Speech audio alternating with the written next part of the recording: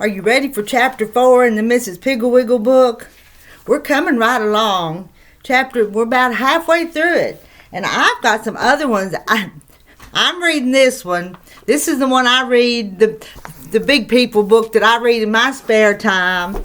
And I've got the fairy doll book. I know it looks like a big book, but it's got lots of different little stories in it. So that's going to be coming up. We just got lots to read. We got lots to sew. We got lots to do. There's the quilt back there. Anyway, let's start with this story so we can get it read and go on and do some other things. How about that? And this is the Mrs. Piggle Wiggle book, and it's chapter 4, and we're going to read The Selfishness Cure. Dick Thompson was certainly a nice-looking boy, and he was smart in school and behaved well at the table, but whenever his name was mentioned, people said, poor Miss Thompson, she has such a problem. Whatever will she do with that child? I guess that you would feel simply dreadful if people said a thing like that when your name was mentioned, but Dick didn't. You see, Dick Thompson was a selfish, greedy boy, and he cared more about being a selfish, greedy boy than about what people said. When children came over to his house to play, Dick said, "Don't touch that, that's mine. You can't play with that, that's mine. Put down my ball. Take off my skates." Each time this happened, at least each time it happened where his mother could hear Dick saying, "That's mine," she would send him up to his room to think about how selfish he was. Dick would go right upstairs, for he was very obedient. But instead of thinking how bad it was to be selfish, he would sit on the bed and swing his legs and think, "Everything in this room is mine, and nobody is going to touch my things." He certainly was a problem. One day, Dick's mother bought a big box of peppermint sticks. She called Dick into the house and said, "Now, dear, I have bought this large box of peppermint sticks for you, but I want you to share them with your friends. There are about 50 sticks in the box, and I want you to divide them with all the children in the neighborhood. Don't forget the little children, Dick, and you might send 1 or 2 of them to old Miss Bury. She is so fond of peppermint." Dick said, "Thank you, Mother, for the fine candy." Then he took the box out of doors and put it in the basket on the front of his bicycle and allowed the neighborhood children to look at the peppermint sticks. But he warned them, "This is my candy, and if anyone touches it, I will hit him with my baseball bat." The children in his neighborhood had known Dick for some time, and they knew that he meant what he said. But as they looked at the candy, they wished and wished they could have just one stick. Dick's mother, watching from the window, saw all the children gathered around Dick and the box of candy in the basket on the front of his bicycle, and she thought to herself, "Just look at my little Dick, dividing the candy with all his little friends. I just knew he would learn to be generous." And she tapped on the window, and when Dick looked around, she waved and she smiled.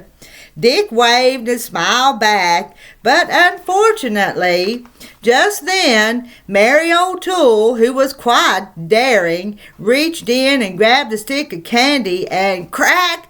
Dick clouted her on the hand with the baseball bat. In a flash, his mother saw what was really going on. She flew out the front door, tugged Dick firmly by the arm, and marched him upstairs, thrust him into his room, and slammed the door. Then she went downstairs and out the front door, took the box of candy, and told Mary O'Toole to divide it up amongst all the children, even the little ones, and to take 1 or 2 sticks over to old Mrs. Bury because she was so fond of peppermint.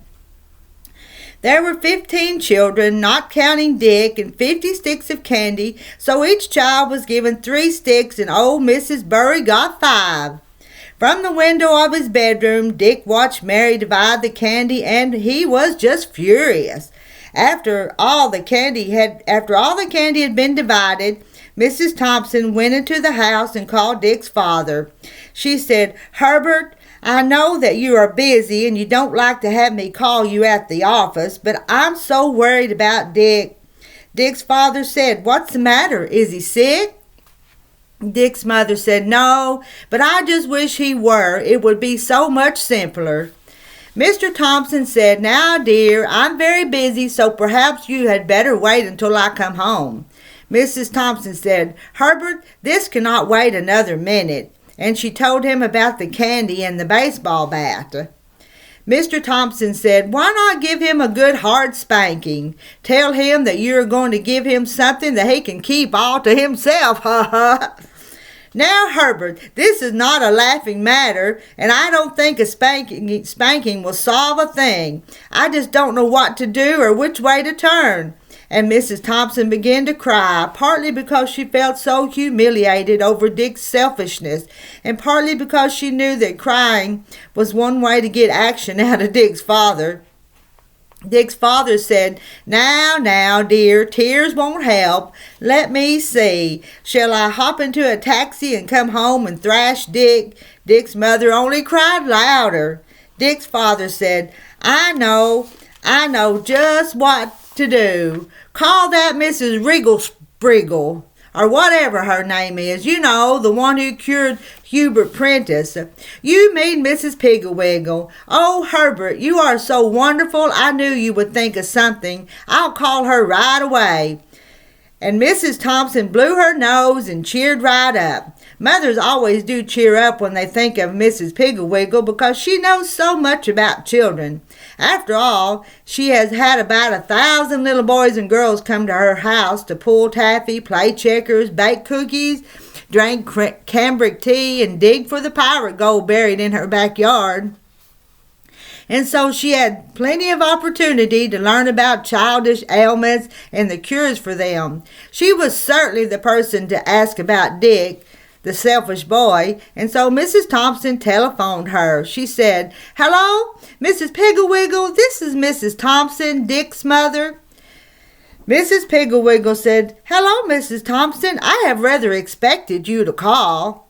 Mrs. Thompson said, "You have? Why?" "Because I know Dick very well," said Mrs. Piggle-Wiggle, "and although he is a dear little boy and the most well-mannered child who comes to visit me, never once forgetting to say thank you and please, he is very selfish." "Oh, I know he is, said Mrs. Thompson, almost crying because she was so ashamed that Mrs. Piggle-Wiggle would know how selfish Dick was.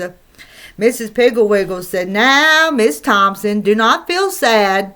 Selfishness and greediness are just diseases like measles and chickenpox and can be cured very easily, but we must start now, before another day passes, because Dick is such a nice little boy and we want everyone to like him as we do." "Oh, do you like him in spite of his selfishness?" asked Dick's mother. "Of course I do," said Miss Piggle-Wiggle. "I love all children, but it distresses me when I see a child who has a disease like selfishness or answer-backism or won't put away toyitis, and his parents don't do a thing to cure him." "But I want to cure Dick," said his mother. "I will do anything to cure him." Miss Piggle-Wiggle said, "The selfishness cure is really very simple, but the rules must be followed very strictly. You will have to come down here and get my selfishness kit, and at the same time I will give you the directions for its use." "Thank you so much, dear Miss Piggle-Wiggle," said Mrs. Thompson. "I will leave right now." And she hung up the phone, slipped on a jacket, and ran all the way to Mrs. Piggle-Wiggle's house. When she arrived, Mrs. Piggle-Wiggle was on the front porch waiting for her. On the porch beside her was quite a large green metal box with "Selfishness Kit" painted on the side in white letters. Mrs. Piggle-Wiggle invited Dick's mother to sit down, and then she opened the kit. Inside were about 25 padlocks of different sizes. They were great big ones about the size of apples down to little tiny ones not much larger than a penny. There were also screws and a screwdriver. A box of cloth labels that said Dick, a box of blank gum labels, a small can of white paint, a small can of black paint, a small paintbrush, and a pastry bag. This is a large bag with a nozzle on the end, which when filled with frosting can be squeezed and the frosting comes out the end like toothpaste and can be formed into words. Mrs. Piggle said, Mrs. Thompson, these padlocks are for Dick's drawers, his closets, his toy chest, his bicycle, his bedroom door, his nightstand drawer, and his toothbrush. As soon as you get home, put the padlocks on everything he owns and give him the keys. This is to assure him that he and he alone can touch his things. The name labels are to be sewn on all of his clothes, and the gum stickers are to be put on all of his books, even his school books, notebooks, pencil boxes, and are to be pasted on his rulers, crayons, and paints. On each sticker, print in large letters with this black paint, Dick's book, don't touch. Dick's notebook, don't touch, and so forth. On every toy he owns, you must paint in either black or white paint. Dick's ball, don't touch, or Dick's bat, don't touch. Put the name of the toy first and then don't touch. The pastry bag is to be filled with the simple white frosting and used to mark Dick's sandwiches, his fruit, his cookies, and his plate for each meal. That's all there is to it. I expect you will be returning the selfishness kit before a week has passed. Mrs. Thompson said, I do hope so, Mrs. Piggle. Are you sure it will work? It has cured hundreds of other children, and I see no reason why it should not cure Dick. A week or even less, should say. Mrs. Thompson thanked Mrs. Piggle very much, and then, lugging the kit, she walked home. As soon as she had hung up her jacket, she began sewing the labels in all of Dick's clothes. He asked her what she was doing, and when she showed him, he was happy as could be. Boy, that'll just show people who owns my clothes, he said proudly. Mrs. Thompson did not answer, but continued to put the labels on every single stitch of his clothing, including his socks and his handkerchiefs. Then she opened the kit and took out the tiniest padlock. She fastened Dick's toothbrush to the toothbrush rack with the little padlock, snapped it shut, and handed the key, which is not much bigger than a pen, to Dick. You had better find a ring to hold your keys, she said. You're going to have about 25 of them. Boy, that's just wonderful, Dick said, fondling the tiny key and thinking, that's my toothbrush and now nobody but me can touch it. He was very happy. When dinner time came, Mrs. Thompson closed the selfishness kit and took it downstairs to show Dick's father. She told him about Mrs. Piggle, and he patted her on the back and said that he was sure everything was going to be all right, and where was the evening paper. After dinner, they went upstairs to put some of the padlocks on and were surprised to find that Dick himself had already put the locks on each of his bureau drawers, his nightstand drawers, his toy box, his closet door, and his bedroom door. He had also put stickers on the covers of all of his books, notebooks, coloring books, crayon and colored pencil boxes, and stamp album. On the stickers, he had printed in black letters, Dick's book, don't touch. Dick's notebook, don't touch. Dick's crayons, don't touch. Dick's pencil box, don't touch. Dick's stamp album, don't touch. He was very proud and asked his father if he didn't think he printed well. His father said, you should be able to print well. You have certainly practiced enough. And he looked disgustedly around the room at the stickers which labeled everything. Dick's brush, don't touch. Dick's comb, don't touch. Dick's window blind, don't touch. He turned to Dick's mother and said, perhaps we should wear stickers. Dick's mother, don't touch. Dick's father, don't touch. I'll bet he'll wear monogrammed underwear when he grows up. Show you the illustration. Dick's mother and father, and Dick, don't touch. And there's Dick sitting there at his desk, writing Dick's name and don't touch. Mrs. Thompson said, "Oh, I hope not, Herbert." Dick said, "Come on, Mom and Dad, let's mark all the rest of my stuff." And so they worked until 8:30, marking Dick's bicycle, his baseball, his bat, his pitcher's glove, his catcher's glove, his toolbox, his roller skates, his lunchbox, his rubber boots, his raincoat, his Indian suit, his soldier suit, his gun, and his wagon. They even painted Dick's dog, "Don't Touch," on Rover's collar. When they had finished and it was time for Dick to go to bed, he kissed his mother and said good night to his father and went happily up the stairs, his ring of keys jingling from his belt. Mr. Thompson sank down into a chair in the living room and lit his pipe. "I trust that Mrs. Piggle knows what she's doing," he said, "because if this cure should not work, our son Dick is going to be the most loathsome boy in the whole world." Mrs. Thompson said, "Oh, no, dear, not in the whole world." The next morning they heard Dick clicking and snapping at the padlocks long before they were up. He was a little late coming downstairs because it took time to padlock all of his drawers and his closet door and the door of his room. But he was very happy, and his mother noticed that he had pinned one of the name labels on the outside of his sweater. While he was eating his breakfast, marked "Dick's breakfast, don't touch." His mother marked his sandwich, "Dick's sandwiches, don't touch," and his apple, "Dick's apple, don't touch," and his cookies, "Dick's cookies, don't touch." His lunchbox had already been marked, "Dick's lunchbox, don't touch." After breakfast, Dick put the lunchbox in his basket of his bicycle and noticed proudly the large sign hanging from the crossbar, "Dick's bicycle, don't touch." At school, the children paid little attention to the sign on his bicycle, but when he opened his lunchbox and took out the sandwiches marked "Dick's sandwiches, don't touch," and the apple marked "Dick's apple, don't touch," and the cookies marked "Dick's cookies, don't touch," everyone laughed and wanted to see them. And in the resulting crowding and pushing, one of his sandwiches was dropped and stepped on. And some of the big boys grabbed the apple and tossed it in the air just above Dick's head, shouting, "Throw me Dick's apple! Oh, look, I dropped Dick's apple! I wonder if Dick's apple will bounce." When they finally gave Dick his apple, it was bruised and very dirty.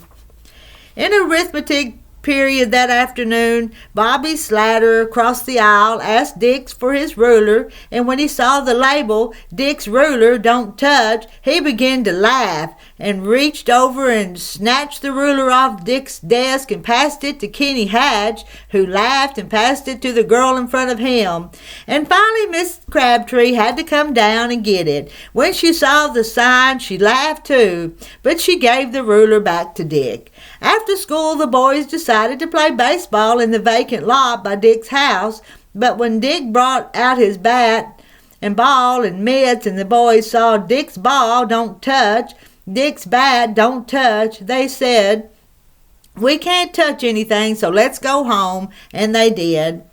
Dick went up to his room to play, but he found that somewhere during the day he had lost the key to his closet and that he had locked the key to his toy chest in the chest, so he went down and sat on the front porch and listened to the shouts of the children playing in Hubert Prentice's yard. The next morning at school during recess, nobody would play with him, and the little girls followed him and laughed.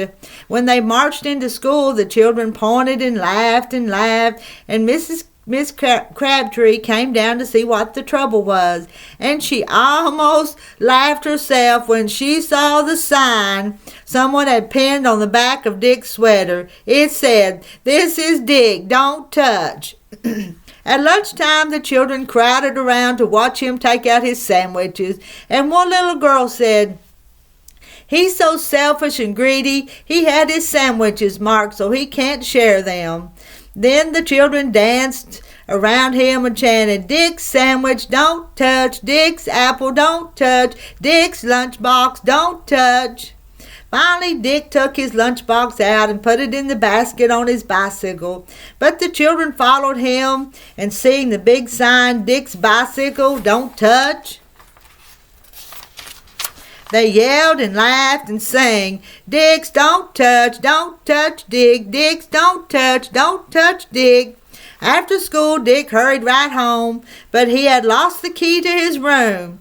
So he went down to the basement to play with his toolbox, but every time he saw the large sign, "Dick's Toolbox, Don't Touch," he thought of school and the lunchbox, and he remembered how the children laughed and jeered, and he was ashamed. At dinner, when his mother brought him his plate marked "Dick's Dinner, Don't Touch," he said, "Why do you have to mark my plate? I don't care which one I get." Mrs. Thompson looked significantly at Mr. Thompson and said, "All right, Dick, we won't mark your plate if you will share your dessert with Rover." Dick thought for a few minutes, and then he carefully broke his chocolate cake into 2 equal pieces and gave one to Rover, who gulped it down and looked grateful. After dinner, Dick told his father he had lost the keys to his room and the closet, and so his father took off the padlocks on those doors and on the toy box. Dick said, "Don't put them back, Dad. I don't care who goes into my room or gets into my stuff." The next morning, Dick got up early and scraped the Dick's lunchbox "Don't Touch" from his lunchbox and took the sign off his bicycle. Then he went to his mother and said, "Mom, please don't mark my sandwiches. Please don't mark any of my stuff, Mom." Mrs. Thompson said, "All right, Dick. I only did it to protect you." Dick said, "I don't care who gets my lunch. Just don't mark it." At noon, all the children gathered around Dick, but neither his sandwiches nor his apple nor his lunchbox were marked, so they rushed out to see his bicycle, but there was no sign on it, so they sat down and ate their lunches. Right after school that night, Dick hurried home and scraped the marking off his ball and bat and mitts, and then he walked up to where the children were playing ball and tossed the ball, bat, and mitts down beside the catcher. He said, "Do you want to use these? I don't care." And he went back to his own house. In a little while, Mary O'Toole rang the doorbell and asked Mrs. Thompson if Dick could come out and play. Mrs. Thompson said he'd love to, Mary, but first he must return something to Mrs. Piggle. Mary said, "Tell him to come over to the lot when he gets back, and here are some keys he lost." Mrs. Thompson said, "Thank you for the keys, dear, but thank goodness they belong to Mrs. Piggle, not to Dick." She took the keys of the big padlocks and the tiny padlock up to Dick, who was in his room, busily packing Mrs. Piggle's selfishness kit. That's the end of Chapter 4. Chapter 5 is the radish cure, and we'll read it next time. Wonder what it could be about. We'll read Chapter 5 next. Hope y'all enjoyed that. Don't be a selfish little kids. You need to learn to share with your little brothers and sisters and your friends. See y'all later. Bye.